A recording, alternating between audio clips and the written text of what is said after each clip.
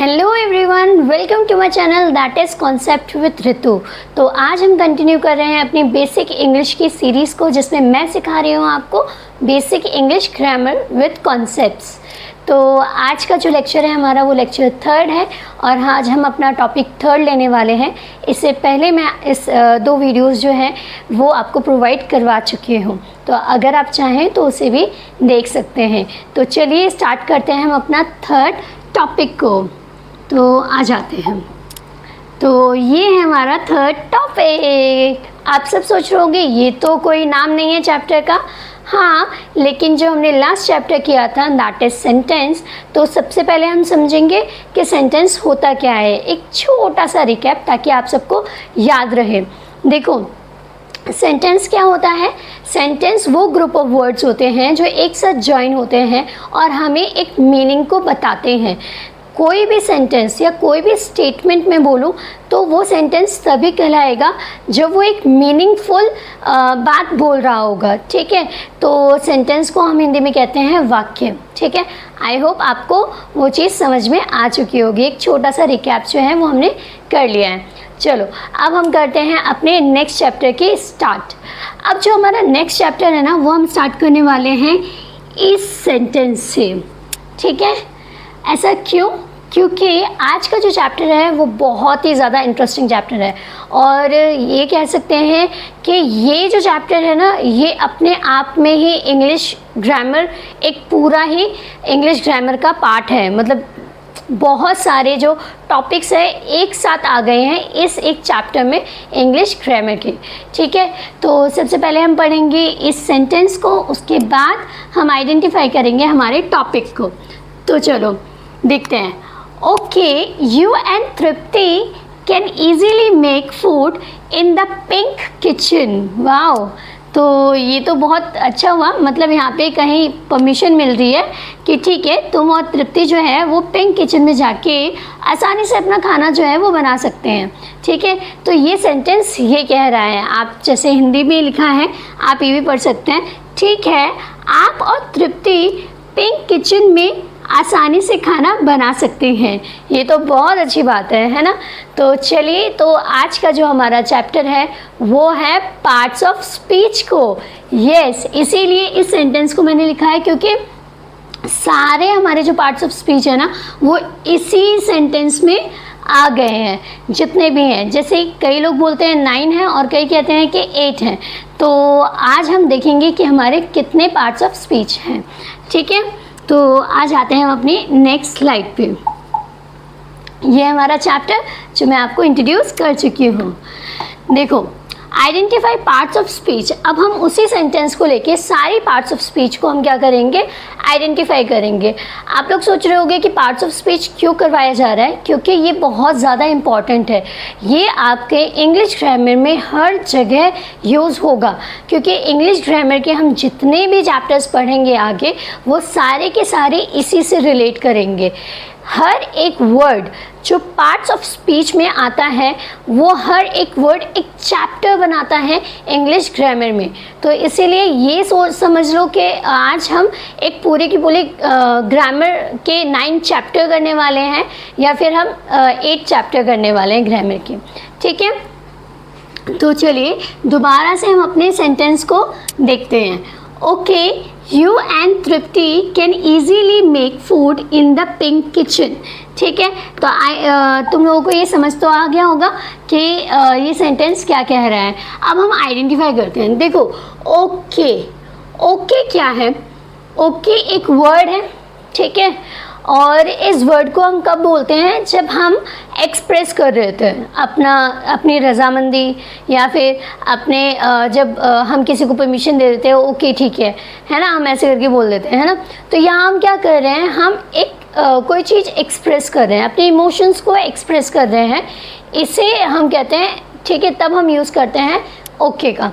ठीक है, तो जब भी हम अपने इमोशंस को एक्सप्रेस करते हैं, हम अपनी फीलिंग्स को एक्सप्रेस करते हैं, हम अपने विचारों को एक्सप्रेस कर रहे होते हैं, उस टाइम पे जिन वर्ड्स का हम यूज़ करते हैं वो होते हैं आपके इंटरजेक्शन।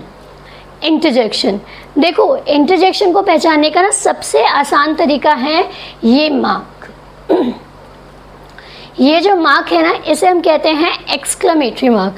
हमेशा जब भी हम अपनी फीलिंग्स को एक्सप्रेस करते हैं, अपने इमोशंस को जब हम एक्सप्रेस कर रहे होते हैं, तो ये जो मार्क है ना, ये हमेशा आपको दिखाई देगा और इससे आप आसानी से समझ पाओगे कि इंटरजेक्शन जो है वो किसे कहते हैं। ठीक है, तो आपको इंटरजेक्शन जो है वो समझ में आ गया होगा। नेक्स्ट जो हमारा वर्ड है वो है यू। देखो, यू का मतलब क्या होता है? हिंदी में देखिए तो यू का मतलब होता है तुम या फिर आप, इन दोनों को ये हम बोलते हैं। ठीक है, तो जो ये यू वर्ड है ना, ये है आपका प्रोनाउन। देखो, अब आप बोलोगे प्रोनाउन किसे कहते हैं, वो तो हमने पढ़ा ही नहीं है। प्रोनाउन सिंपल अगर देखें तो ये क्या करते हैं, ये नाउन को रिप्लेस करते हैं। बेसिकली नाउन की जगह पे आने वाले जो शब्द होते हैं वो प्रोनाउन कहलाते हैं। अब नाउन क्या होता है, जैसे कि मैंने आपको अपनी लास्ट वीडियो में भी बताया था कि नाउन का मतलब होता है नेमिंग वर्ड। किसी भी चीज़ का नाम होना नाउन कहलाता है। जैसे कि मेरा एक नाम है ऋतु, तो मैं भी क्या हूँ, एक नाउन हूँ। इसका एक नाम है डिजिटल बोर्ड, तो ये भी क्या है, ये भी नाउन है। जिस फ़ोन से आप इस वीडियो को देख रहे हैं या लैपटॉप में देख रहे हैं, तो वो भी क्या है, वो भी नाउन है। क्यों? क्योंकि उनके भी नाम हैं। तो अगर हम किसी का भी नाम रखते हैं तो वो क्या हो जाता है, नाउन हो जाता है। ठीक है, आपके घर में पेट्स होंगे, ठीक है, उनका भी आपने नाम रखा होगा कोई ना कोई, जिस नाम से आप प्यार से उनको बुलाते होंगे, तो वो भी क्या है, वो भी आपके नाउन कहलाएंगे। तो आपको समझ में आ गया होगा कि नाउन हम किसे कहते हैं, और नाउन को हिंदी में कहते हैं संज्ञा। ठीक है, तो इसलिए तो जब कोई शब्द हम नाउन की जगह पे, संज्ञा की जगह पे इस्तेमाल होने वाला शब्द जो है वो आपका कहता है प्रोनाउन, और प्रोनाउन का मतलब होता है सर्वनाम। ठीक है, तो नेक्स्ट आते हैं हम एंड। एंड देखो यहाँ पे आया ना, एंड। एंड क्या है? एंड एक ऐसा शब्द है जो क्या कर रहा है, दो वर्ड्स को ज्वाइन कर रहा है या फिर दो सेंटेंसेस को ज्वाइन कर रहा है। ठीक है, तो ऐसे शब्द जो क्या करते हैं, दो सेंटेंसेस को ज्वाइन करते हैं या फिर दो वर्ड्स को ज्वाइन करते हैं, उन वर्ड्स को हम कहते हैं कंजक्शन। क्या कहते हैं हम? कंजक्शन। कंजक्शंस क्या होते हैं? ये वो वर्ड्स होते हैं जो हमेशा दो सेंटेंसेस को या दो वर्ड्स को जोड़ रहे होते हैं आपस में। ठीक है, नेक्स्ट आते हैं तृप्ति। हाँ देखो, जैसे मैंने आपको बताया था, नाउन का मतलब क्या होता है, नाम। किसी का भी नाम नाउन कहलाता है। तो फिर तृप्ति एक नाम है, कोई ना कोई लड़की होगी, जैसे कि इनमें से कोई एक। अगर मैं बोल दूँ ये यू है तो ये तृप्ति होगी। ठीक है, तो इसका एक नाम है, क्या नाम है? तृप्ति। तो तृप्ति क्या हुआ? नाउन हुआ। ठीक है, नेक्स्ट आते हैं कैन। कैन देखो, कैन जो है वो मोडाल्स वर्ब होते हैं जिसमें हम किसी की क्षमता की बात कर रहे होते हैं। ठीक है, ये हम बाद में समझेंगे इसको, फिलहाल आप सिर्फ इतना जानो कि मोडाल्स होते हैं। नेक्स्ट आता है ईजीली। ईजीली क्या है? ईजीली एक एडवर्ब है। एडवर्ब क्या होता है? देखो, एडवर्ब का मतलब होता है जो भी शब्द वर्ब को डिस्क्राइब कर रहे होते हैं उसे हम कहते हैं एडवर्ब। बेसिकली ये वर्ब के साथ ऐड हो रहा होता है, और वर्ब का मतलब क्या होता है? उसका मतलब होता है क्रिया।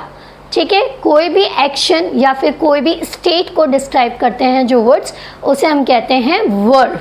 ठीक है, जैसे कि अभी समझते हैं मेक। मेक क्या है? एक वर्ब है। क्यों वर्ब क्यों है? क्योंकि यहाँ पे एक एक्शन हो रहा है। ठीक है, यहाँ पे क्रिया हो रही है। ये दोनों क्या कर रहे हैं? एक साथ मिलके खाना बना रहे हैं। तो जब खाना बना रहे हैं तो मूवमेंट हो रही है, मूवमेंट हो रही है तो वो क्या हो रहा है? वो वर्ब है। ठीक है, तो इसलिए तो इसे हम कहते हैं क्रिया। अब आते हैं हम अपने नेक्स्ट पे।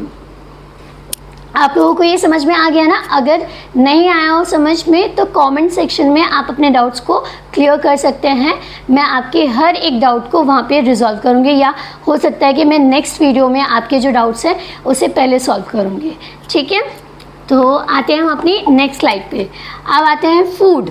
यहाँ पे दोनों क्या बना रही थी? फूड बना रही थी। तो फूड क्या है? फूड भी एक नाम है ना, खाना, तो ये भी एक नाम है, तो ये क्या है? नाउन। ठीक है, नेक्स्ट आते हैं इन। इन क्या है? इन का मतलब होता है प्रपोजिशंस। देखो प्रपोजिशंस क्या होते हैं, ये रिलेशनशिप बताते हैं नाउन के बीच में जो रिलेशनशिप होता है, या एडजेक्टिव के बीच में जो रिलेशनशिप होता है, या एडवर्ब, तो ये उनको बताते हैं।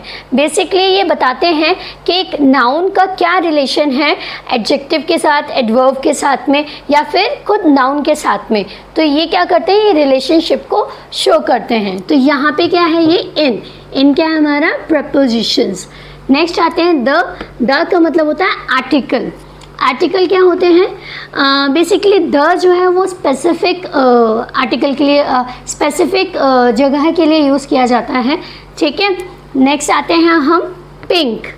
पिंक क्या है, पिंक तो कलर है, लेकिन ये कलर जो है ये किसी चीज़ को डिस्क्राइब कर रहा है, किसको, किचन को डिस्क्राइब कर रहा है यहाँ पे। तो किचन क्या है, किचन तो एक नाउन है। तो जब भी कोई word kitchen that means noun को डिस्क्राइब करता है, उसे हम कहते हैं एडजेक्टिव। तो ठीक है, यहाँ हमने किया अपना उस सेंटेंस को कंप्लीट, और सारे के सारे जितने भी हमारे जो पार्ट्स ऑफ स्पीच थे वो हमने यहाँ पे आइडेंटिफाई कर लिए हैं। तो चलिए अब हम पढ़ते हैं इनको थोड़ा सा डिटेल में, ठीक है। देखो इनको डिटेल में पढ़ना बहुत ज़्यादा इंपॉर्टेंट है, क्योंकि मैंने जितने एग्जांपल्स आपको दिए हैं या जो भी मैंने एक्सप्लेनेशन आपको दी है वो इसलिए दिए ताकि आप उस सेंटेंस में ये समझ पाओ कि पार्ट्स ऑफ स्पीच को किस तरीके से ढूंढा जाता है। ऐसा मैं इसलिए कर पाई क्योंकि मुझे इसके बारे में पता है, और आप लोग भी कर पाओगे अगर आप लोग इसे अच्छे से स्टडी करोगे, अगर इसे अच्छे से समझ जाओगे। तो इसका जो डिटेल एक्सप्लेनेशन है वो भी बहुत इम्पॉर्टेंट है। तो देखिए पार्ट्स ऑफ स्पीच हमारी यहाँ पे लिखी हुई हैं, और जो हमारे फंक्शन है उसका वो यहाँ पे है, एग्जाम्पल वर्ड्स यहाँ पे हैं, और यूसेज, इसका मतलब उसे किस तरीके से यूज़ किया जाता है वो यहाँ है। चलिए तो पहला हम आते हैं नाउन के ऊपर। नाउन क्या है, जैसे मैंने आपको समझाया, नाउन का मतलब होता है किसी का भी नाम, ठीक है। इसे हम हिंदी में कहते हैं संज्ञा। आपको हर वर्ड की हिंदी मीनिंग भी पता होनी बहुत ज़रूरी है, क्योंकि देखो हमारा मतलब हम क्या करते हैं, हम हमेशा हिंदी में बात करते हैं तो हमें हिंदी जल्दी समझ में आती है, ठीक है। अगर हम इंग्लिश में बात करेंगे तो हमें इंग्लिश जल्दी समझ में आएगी, लेकिन कई बार हम कई वर्ड्स की मीनिंग डिक्शनरी में ढूंढते हैं, या फिर आजकल हम गूगल सर्च करते हैं। वो क्यों करते हैं, क्योंकि हमें ऐसा लगता है कि अगर हमें उसका हिंदी पता चल जाएगा ना तो वो जल्दी याद हो जाएगा हमें, है ना। क्यों, क्योंकि इंग्लिश में हम उतनी अच्छे से समझ नहीं पाते हैं, कह सकते हैं, ठीक है। और वो इसलिए नहीं कर पाते हैं क्योंकि हम रेगुलरली उससे प्रैक्टिस नहीं करते हैं। तो इसलिए प्रैक्टिस करना बहुत इंपॉर्टेंट है। तो कोई भी चैप्टर अगर आप पढ़ रहे हो तो उसे एक दो बार रिवाइज़ कर लो, क्योंकि रिवीजन से क्या होता है वो हमारे दिमाग में जल्दी बैठ जाता है, और फिर कई टाइम तक हम उसको भूल नहीं पाते हैं। तो इसलिए मैं आपको हिंदी के साथ इसको एक्सप्लेन कर रही हूँ ताकि आपको वो बात भी याद रहे, ठीक है। तो आते हैं, देखो नेमिंग वर्ड क्या, संज्ञा, किसी का भी नाम हो उसे हम क्या कहते हैं, संज्ञा कहते हैं, नाउन कहते हैं, किसी का भी नाम। अब जैसे दिल्ली है, दिल्ली जो है एक स्टेट का नाम है ना, एक राज्य है दिल्ली, तो इसलिए इसका भी नाम जो है वो क्या कहलाएगा, नाउन कहलाएगा, क्योंकि इसका भी तो एक नाम है ना, ठीक है। कविता, कविता एक लड़की है, उसका नाम है, उसके नाम से हम उसको बुलाते हैं, तो ये भी क्या है, नाउन है। इंडिया गेट, आई होप सबको जाना पसंद होगा, और मुझे तो बहुत ज़्यादा पसंद है।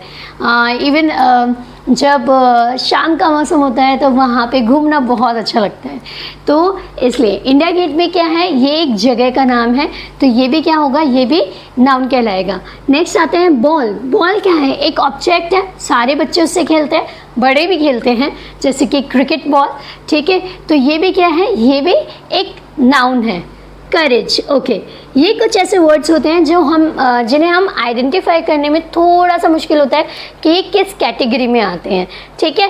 तो अभी आप इतना समझो कि करेज भी क्या है, ये एक नाउन है, ठीक है। अब इसका सेंटेंस देख लेते हैं। आई लिव इन दिल्ली, मैं कहाँ रहती हूँ, दिल्ली में रहती हूँ, ठीक है। अब तक तो सबको पता चल गया होगा। सोनम हैज़ बॉल, सोनम के पास क्या है, बॉल है। तो ये भी क्या है, यहाँ पे हमने दो नाउन को देखा, एक तो सोनम, ठीक है, क्योंकि ये भी एक नाम है, और एक हमने किसको देखा, बॉल को, क्योंकि ये भी एक नाम है।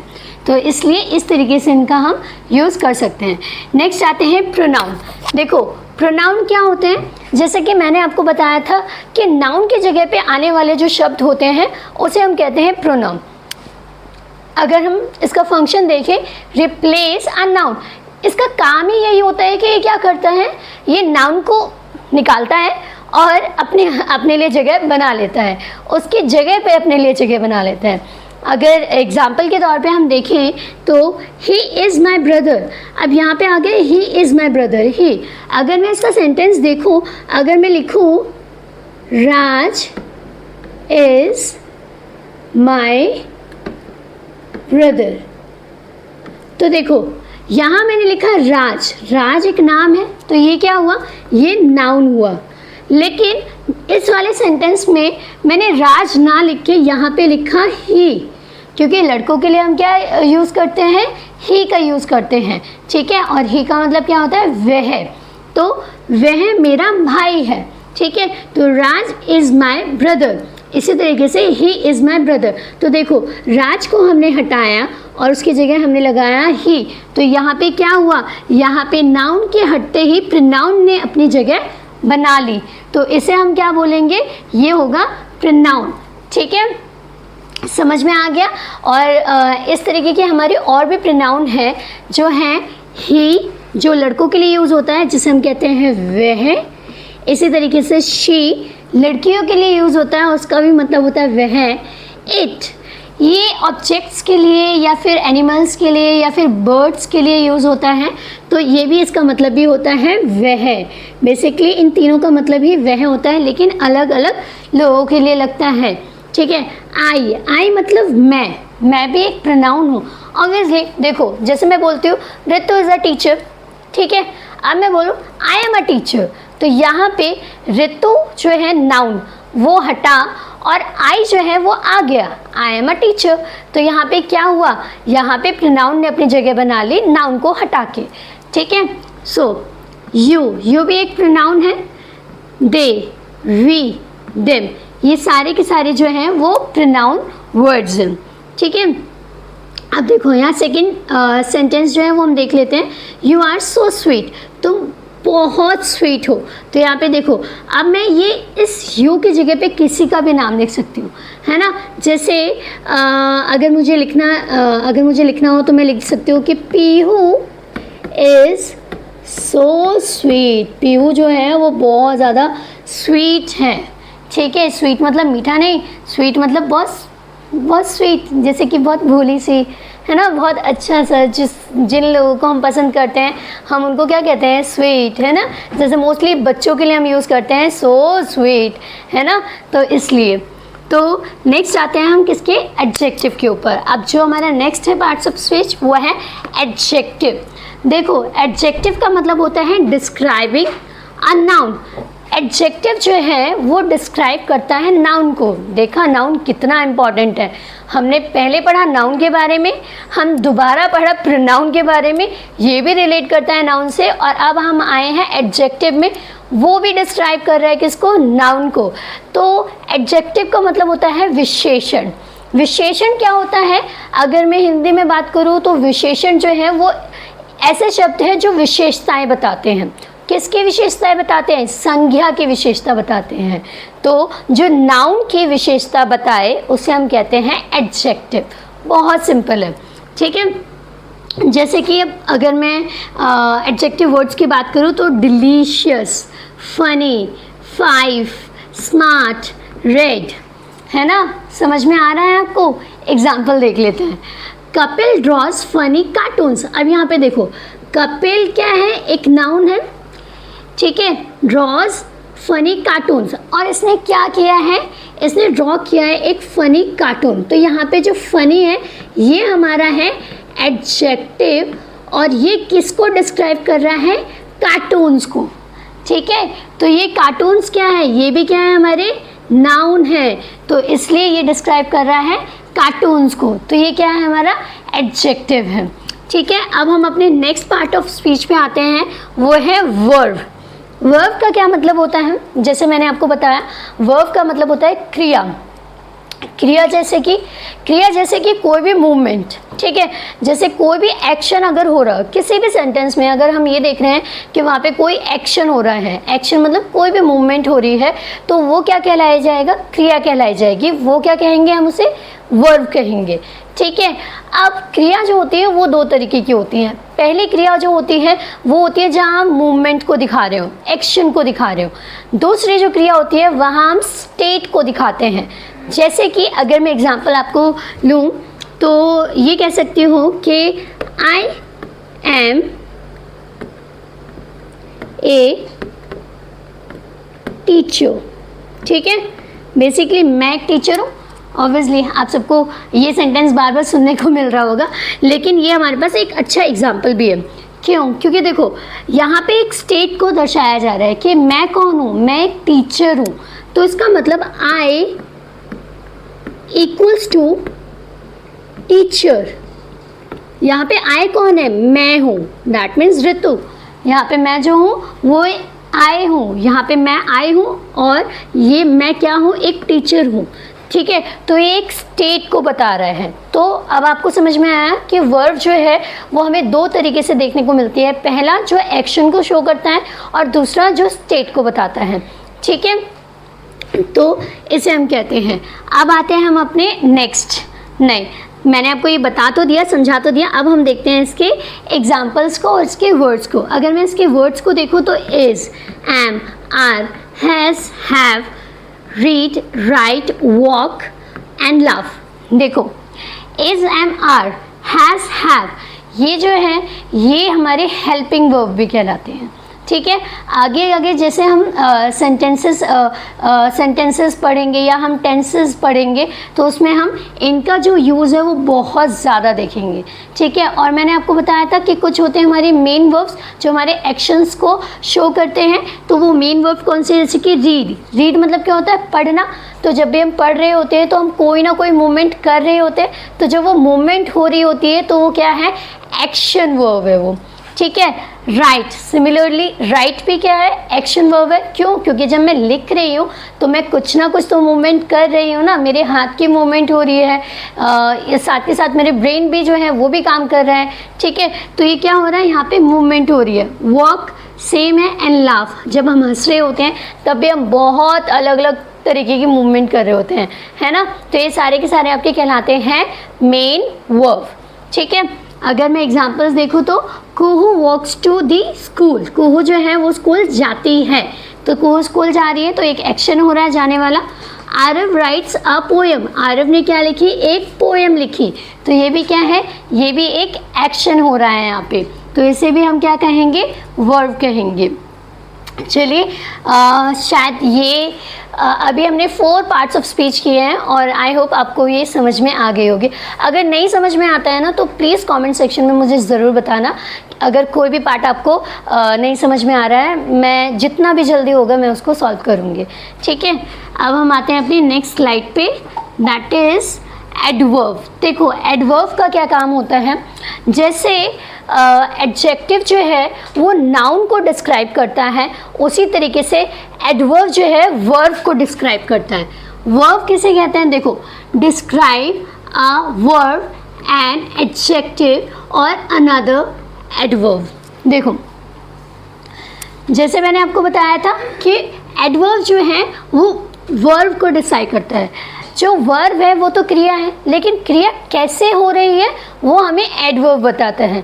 जैसे कि अगर मैं एग्जांपल बोलूँ कि ये टॉक वेरी नहीं, ये नहीं, सॉरी ये वाला नहीं। अगर मैं एग्जांपल लूँ तो ये देख सकते हैं, she has done her work easily, उसने जो है अपना काम जो है बहुत इजीली कर लिया।